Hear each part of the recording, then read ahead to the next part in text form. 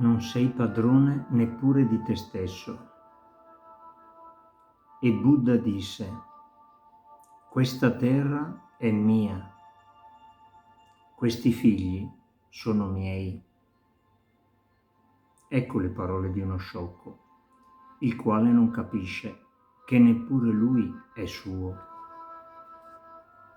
Le cose non si possono possedere veramente.